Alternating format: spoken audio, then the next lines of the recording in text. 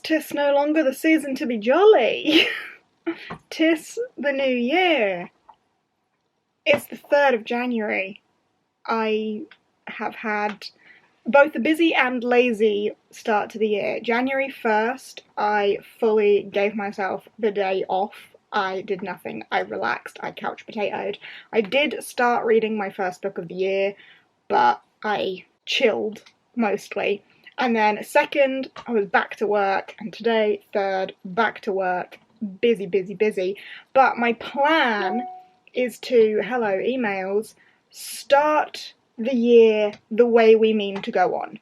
So 1st was a nice recharge, relax sort of day, but I did start reading because my goal is to read 10 pages every single day and keep my Storygraph streak alive. So I started my book yesterday, worked hard, caught up with my inbox, sorted everything, got work done today, dove straight back into my studies for my course that I'm doing for work, feel really productive and alive, and I'm doing Patreon reading sprints this evening, and then over the weekend we're also just gonna continue starting the year as we mean to go on. Just for this weird, like, in-between time, like, it's not quite a week, so I can't do, like, a weekly vlog because schedules, but I feel like I've been so on it.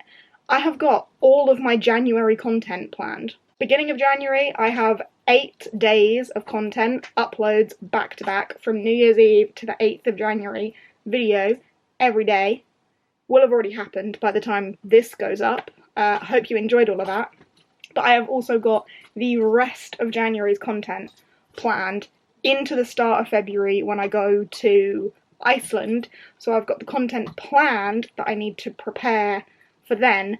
I'm planned up to mid-Feb. I am never this planned in my life, but start the year as you mean to go on. In terms of reading, my first book of 2025 is Dead Astronauts by Jeff Vandermeer. It's on my priority list, starting the year as we mean to go on, and there is something about January that just screams weird, sci-fi, trippy thriller. So that's what I'm reading, but it is, so far, very confusing, trippy.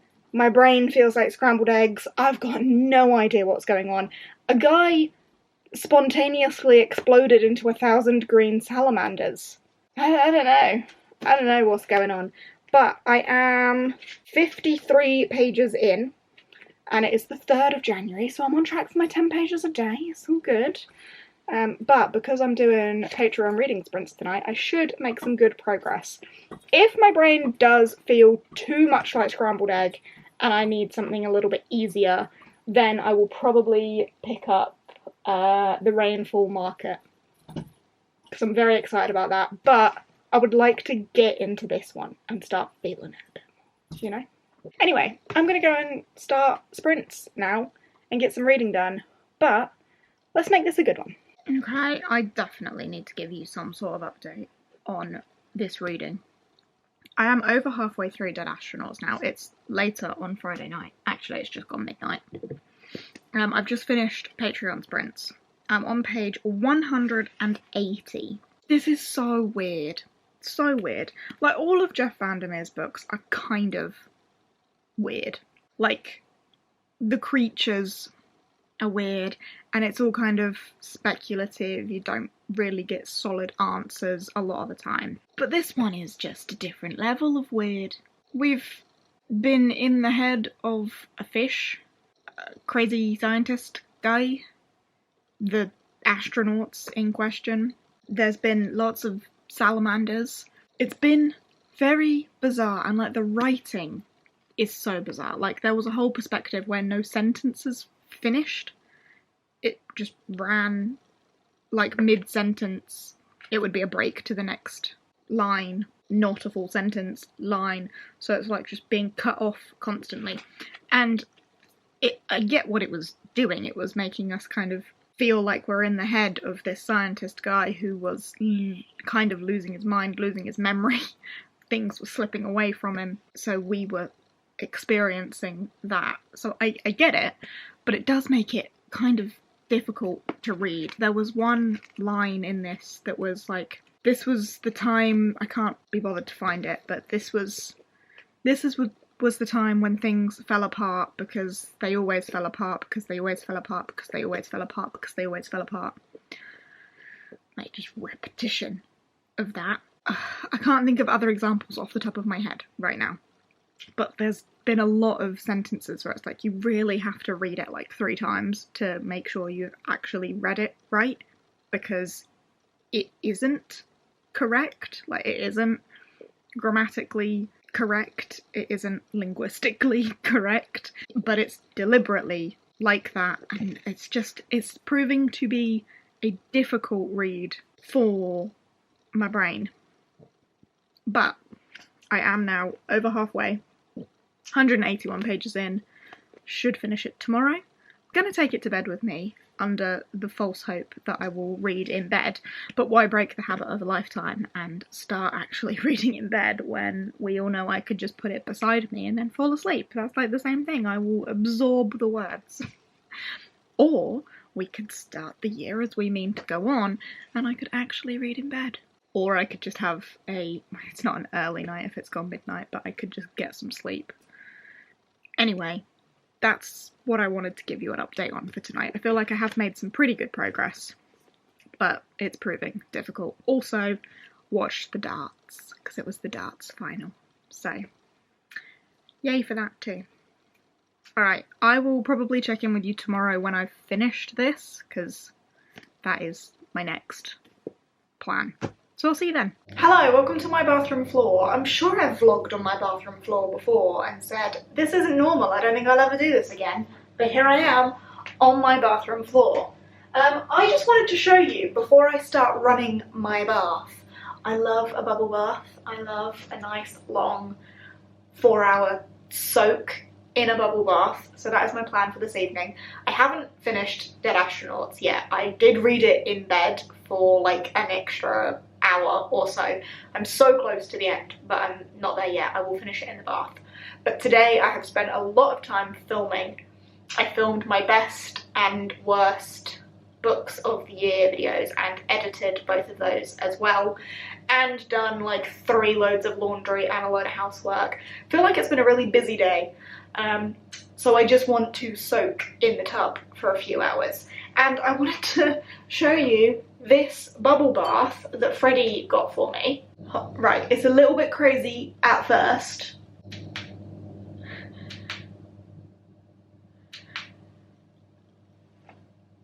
It lights up.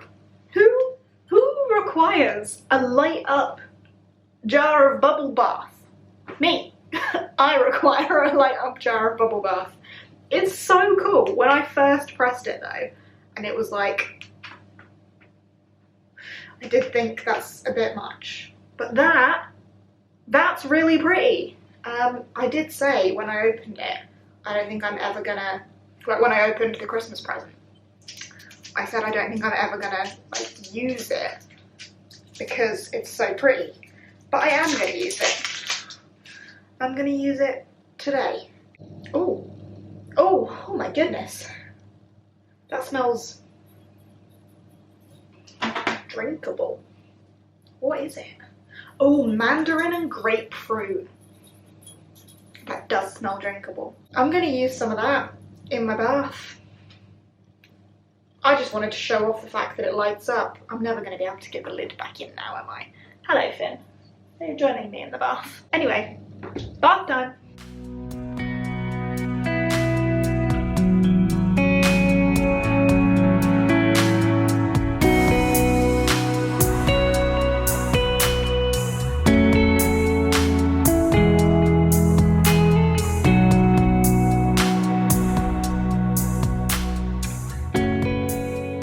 Friends, I messed up ever so slightly.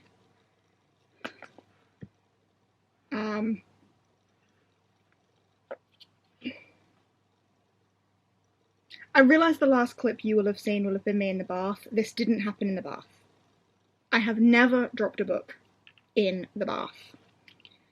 What I have, however, now done is dropped a book into a cup of tea and entirely drenched it. It fell like corner first into, I think it was like that corner first, into a cup of tea and just sucked up tea. So that's a first. There's a first time for everything.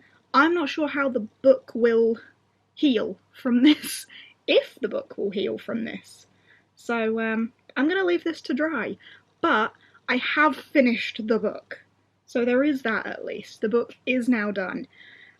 My battery is flashing. Bear with. Okay, we're back with more battery power. I can't believe that I did this. This is ridiculous. But I have finished the book. I've given it a 2.5 overall. Not my new favourite from Vandermeer. I found it really difficult to get through. The writing was difficult to read, not to mention when it was then soaked. But it was difficult to read. The passages of just sentences that didn't make sense, and there was even a line at some point from a perspective that said you wouldn't even understand me if I did make sense. So it's deliberate. I can see it's deliberate, and it's supposed to be a little bit nonsensical, like these characters are losing their minds. That is very clear. So I get why it's that way, and it does effectively communicate that the characters are losing their mind. But my new rating system for the new year is just personal enjoyment, and this was very 2.5 stars for me. So that is how I've rated it. Vandermeer is a master of these post-apocalyptic landscapes and creatures and weirdness, and this was very weird. It was a very unique experience, and I do think it probably did what it was setting out to do quite well. Maybe I'm being harsh just because I had a difficult time with this. If you like the weird to a degree where it's actually difficult to read because you need to read sentences over and over, because this is the part where it all fell apart, because it always falls apart, because it always falls apart, because it always falls apart, because it always falls apart. It's a bizarre sentence. I did actually take a picture of another passage. It's quite a violent one, though. My father transformed my face into that of a bat. My father slit my throat, inserted surgical mice. My father rearranged my organs so that they spelled out the true name of the company. 10730. Weird. And then there was 5 pages of they killed me, they brought me back. They killed me, they brought me back. They killed me, they brought me back. They killed me, they brought... for 5 pages. It just kept going. And then there was another 5 pages of a list of ways in which a creature was killed. Just repeated, like the same, like 10 methods of killing this creature was then just repeated for 5 pages. There's some weirdness in it. We have the perspective of a giant killer fish when we're like in its mind. There's a weird like religious subplot that lasts for like 20 pages or something, where we start talking about God and demons and stuff. It was just a bizarre experience, and overall I'm giving it 2.5 stars, and that is that. So I'm now going to leave this somewhere to dry and just be thankful that this didn't happen to like a new favourite book or a special edition or anything, because this is the first time I've ever done anything like this. And I'm hoping it will dry somewhat. I don't know if I should put it together to dry it, or just... I'm just going to leave it up here, just kind of above a radiator, and hope that it dries. Okay, that does mean I can move on, and I'm hoping to read a whole book today in the Rainfall Market. I'm very excited about this one. This is translated healing fiction about a market that appears to those who need it most, and you can only enter if you have an invitation to the market, and you can go and purchase a new life from this magical market with like magical hairdressers and perfumeries and all sorts. But if you cannot find your new perfect life, then you can get trapped in the market forever. And our main character is followed by a little cat. I'm, hoping to read all of this today. So I'm going to go and cozy up on the sofa. First Sunday of the new year, starting the year as we mean to go on, cozy Sundays. That's what we want. So let's go start that.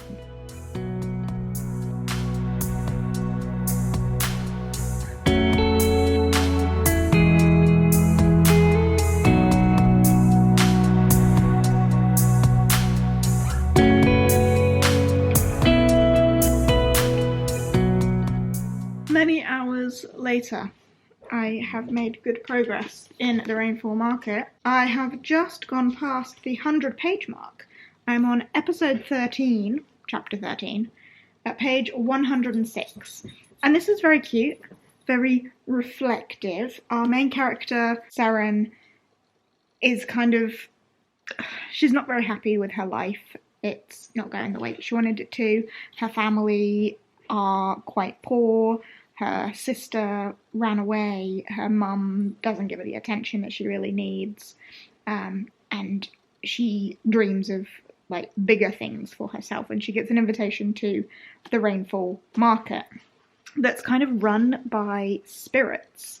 And they go to a pawn shop to exchange their bad memories for coins, where they can then purchase things from the Rainfall Market and get a new life. So we've been to the perfumery, the hairdressers, the bookshop, the gardens, and so on, collecting possible futures for Seren that she could purchase. And it's really cute. It kind of reminds me a little bit of Spirited Away. If you've seen the Studio Ghibli movie, Spirited Away, it does kind of have that sort of atmosphere to it, which I really like, and there's definitely something that little bit sinister going on as well, like in Spirited Away. Like, there is this kind of unknown threat in amongst all of the magic and the whimsy, and I'm really enjoying my time. I do have my prediction for how this will go,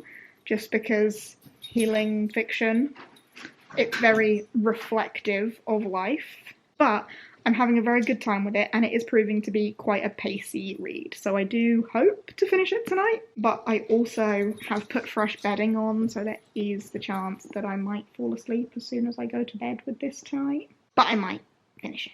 We'll see. But I'm having a very good time, and I've just realised that this is also on my priority list for this year. So I could be kickstarting 2025 with 2 books off my well, I say could be. I am kickstarting my 2025 with 2 books off my priority list. Starting the year as we mean to go on. There is a theme to this vlog.